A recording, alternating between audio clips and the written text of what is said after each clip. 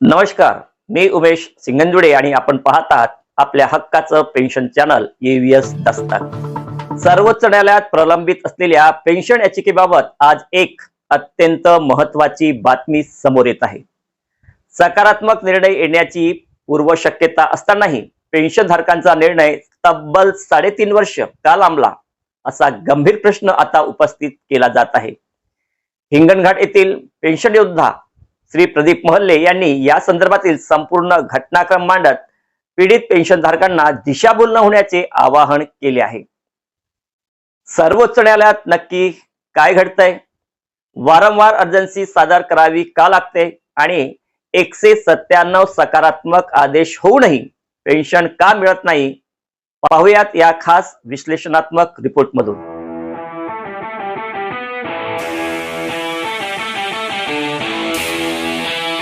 जुलै 2015 मध्ये सर्वोच्च न्यायालयात मूळ याचिका दाखल करण्यात आली होती। त्यानंतर सप्टेंबर 2018 मध्ये सिनियर काउन्सिलर AK संघी यांच्या माध्यमातून झालेल्या सुनावणीत न्यायालयाने राज्य शासनाला 1 वर्षाच्या आत मागण्यांची पूर्तता करण्याचे आदेश दिले होते।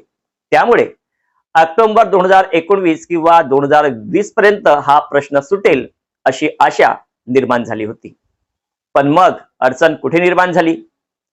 30 एप्रिल 2019 च्या लार्जर बेंचच्या विरोधात गेलेल्या आदेशानंतर काही याचिकाकर्त्यांनी वेगवेगळ्या टॅग याचिका दाखल केल्या। 2020 ते 2021 दरम्यान तब्बल 7 नवीन आव्हानात्मक याचिका दाखल करून मूळ याचिकेला टॅग करण्यात आल्या। त्यामुळे मुख्य याचिकेला अडथळा निर्माण झाला। एवढेच नाही तर 2021 पासून तब्बल 18 महिने कंप्लायन्स सादर न केल्यामुळे ही प्रक्रिया ऑक्टोबर 2023 पर्यंत तारीख पे तारीख मध्ये अडकून पडली। अर्जन्सी आणि कोर्टातील घडामोडी।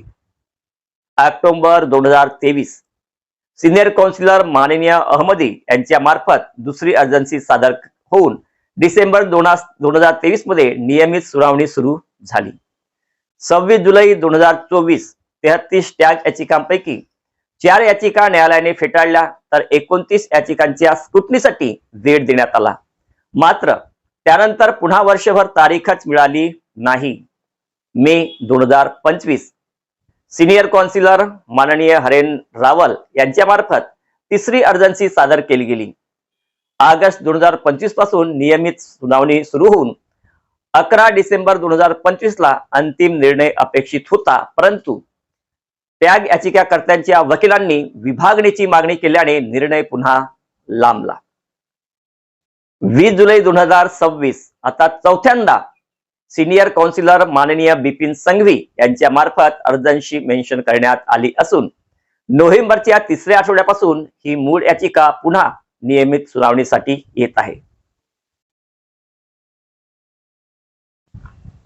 हायकोर्टातील 197 आदेश आणि वास्तव।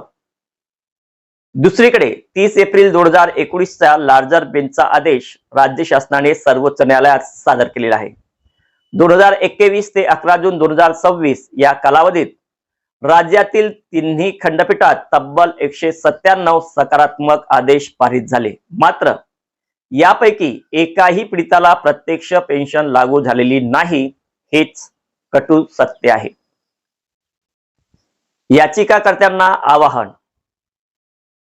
येथील पेन्शन योद्धा प्रदीप महल्ले यांनी सर्व पीडित पेन्शनधारकांना नम्र विनंती केली आहे की दिशाभूल करणाऱ्या वकिलांच्या किंवा पोस्टच्या भूलथापांना अजिबात बळी पडू नका। सकारात्मक निर्णय येणाऱ्या मुख्य याचिकेला अडथळे निर्माण करू नका। शासकीय व न्यायालयीन लढ्यात सर्वांनी एकत्र राहून योग्य दिशेने प्रयत्न करा। हा पेन्शनचा लढा आपण भक्कम पुराव्यानिशी लढत आहोत, त्यामुळे सर्वांनी संयम ठेवा। विजय आपलाच आहे, असे आवाहन करण्यात आले आहे। या प्रकरणात नोव्हेंबर 26 च्या 3ऱ्या आठवड्यात होणाऱ्या सुनावणीकडे संपूर्ण 26,000 पेन्शनधारकांचे आता लक्ष लागले आहे। या संदर्भात पुढील अपडेट मिळवण्यासाठी आमच्या चॅनलला नक्की सबस्क्राइब करा आणि हा व्हिडिओ इतर पेन्शनधारकांपर्यंत शेअर करायला विसरू नका। धन्यवाद।